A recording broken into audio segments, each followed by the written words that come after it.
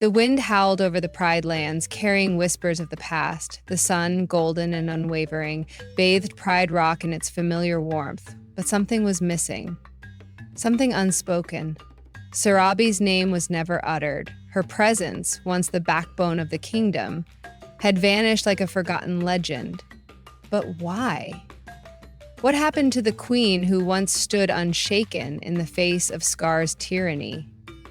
This is the story of the lioness who shaped a king, yet was erased from his reign. The sky above the Pride lands had darkened under Scar's reign, not just from the billowing smoke of the dying savannah, but from the suffocating weight of fear. Scar was no Mufasa. He did not rule with strength, wisdom, or love. He ruled through manipulation, cruelty, and the cold embrace of fear. And yet, through it all, Sarabi stood unbroken. While the other lionesses whispered in the shadows, too afraid to challenge the tyrant, she walked with her head high, her amber eyes burning with quiet defiance. Scar could command their bodies, but he would never own their spirits, and Sarabi made sure he knew it. Every time he summoned her, she met his gaze without flinching. When he mocked her, she remained silent, letting her piercing stare remind him that he would always live in Mufasa's shadow. And when he demanded she hunt harder to feed his hyena army, she let him see her disgust. She would not cower, but defying a king, even a false one, had its price. The day Scar struck her was the day he lost what little control he had over the Pride. It happened before the gathered lionesses, a moment of raw, venomous rage. Sarabi had spoken the words that had lingered unspoken in every lioness's heart. Mufasa was 10 times the king you will ever be. The words echoed like thunder through the barren kingdom. The hyenas snarled. The lionesses gasped. Scar's face twisted into something beyond fury. For all his scheming, all his lies, he had never been able to silence the truth. And so he lashed out. His claws struck her across the face, sending her sprawling to the ground. Blood dripped from the fresh wound on her cheek, staining the parched earth. For a moment, silence swallowed the Pride lands. Sarabi slowly lifted her head. Her breath was steady. Her body ached, but her spirit did not waver. She met Scar's gaze once more, this time not just with defiance, but with something even more dangerous. Pity! Scar saw it, and for the first time he felt something he had never truly admitted to himself. Fear. Not of Sarabi, but of what she represented. She was everything he wasn't. Strong, resilient, unshaken. She had lost more than he ever had, yet she remained standing. Scar had tried to break her, just as he had tried to break the Pride lands, but she would not be broken, and neither would the Pride. In the days that followed, Sarabi became the quiet leader of the resistance. She spoke in hushed tones to the other lionesses, reminding them that they were stronger together. She comforted those who had lost hope, reminding them that Scar's reign could not last forever. She hunted, not for Scar's gluttonous hyenas, but for the survival of her sisters. She endured every insult, every cruel demand, every day of famine and suffering, because she knew one thing. Simba was out there. She did not know where, she did not know if he was alive, but she believed, and belief was a powerful thing. Because one day, as the storm clouds rumbled over the horizon and the air grew heavy with change, a familiar roar split the sky. The lionesses turned toward the sound, their hearts pounding with something they had not felt in years. Hope. Sarabi lifted her head toward the peak of Pride Rock, and there, standing against the storm, was her son. When Simba roared his defiance, calling out Scar's treachery, Sarabi did not see the cub she had lost so long ago. She saw a king. His voice was strong, unyielding, filled with the fire of his father, and for the first time since Mufasa's death, Sarabi allowed herself to breathe. She stepped forward, standing beside her sisters, ready to fight. Scar still held power, but not for long. The storm had come, and with it, the end of his reign. And when the battle was over, when Scar lay defeated and Simba stood atop Pride Rock as the true king, Sarabi felt something she had not known in years: peace. Yet peace did not erase pain. The past was still etched into her soul: the loss of Mufasa, the years of suffering, the burden of keeping the pride alive. Scar had been defeated, but the scars he left would not fade so easily. As Simba roared into the heavens, reclaiming the land in his father's name, Sarabi stood beside him, proud yet weary. Her fight was over. But the weight of the past remained, and with time, she would come to realize that some wounds never truly heal. As the rain poured over the Pride Lands, washing away the ashes of Scar's rule, Sarabi stood in the silence of victory.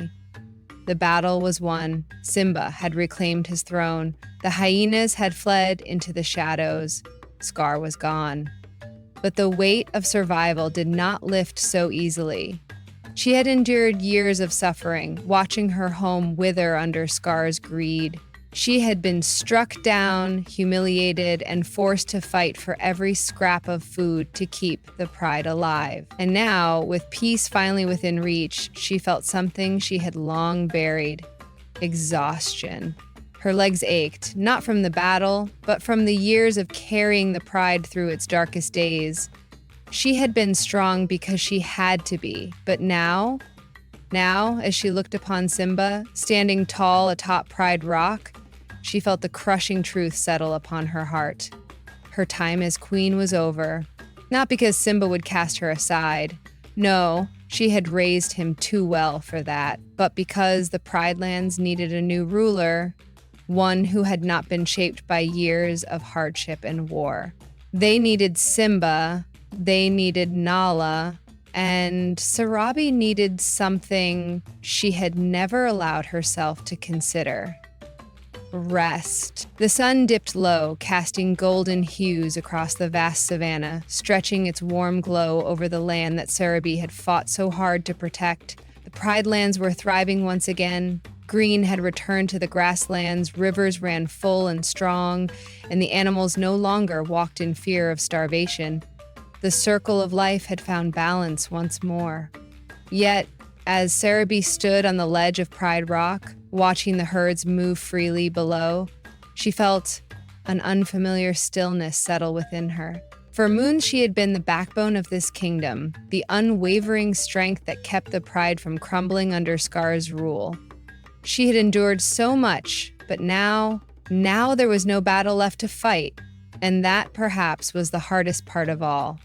It was Nala who saw it first, the way Sarabi moved a little slower, the way her once commanding voice had softened, how she lingered at the edges of gatherings rather than leading them. That evening, as the sky burned in streaks of amber and crimson, Nala found her alone at the edge of Pride Rock, her gaze distant. "You're leaving, aren't you?" Nala's voice was gentle but firm. Sarabi didn't turn immediately. She took a long breath, letting the cool evening air wash over her. She had expected someone to notice, but she hadn't expected it to be Nala. Finally, she exhaled, speaking with a quiet certainty. "I have given everything to the Pride Lands," she said, watching as the first stars began to blink into existence. "But my fight is over. This is your time now." Nala stepped forward, her eyes searching Sarabi's face. She had spent so much of her life looking up to this lioness, following her strength, drawing wisdom from her resilience. The idea of her leaving felt impossible. "You don't have to go," Nala murmured, pressing her forehead against Sarabi's, seeking comfort in the warmth of the lioness who had been like a mother to her. Sarabi smiled, soft, knowing, unwavering. "No, but I want to." And Nala, wise beyond her years, understood. Sarabi had spent her life carrying others. She had been Mufasa's queen, Simba's mother, the pride's pillar of strength through famine and tyranny. She had endured, she had fought, she had led. But now, she wanted something she had never allowed herself to have. She wanted to live for herself. That night, Sarabi lay beneath the great baobab tree, listening to the sounds of the Pride lands, the distant trumpeting of elephants, the rustling of wind through the tall grass, the low murmurs of the lionesses settling in for the night. She closed her eyes, breathing it all in. She had known every inch of this land since she was a cub. She had once raced through these fields with Mufasa, laughing as they tumbled through the tall grass. She had raised her son here, had seen the worst of times and the best of times, and yet, as much as she loved it, she knew she did not belong here anymore. The pride no longer needed her guidance.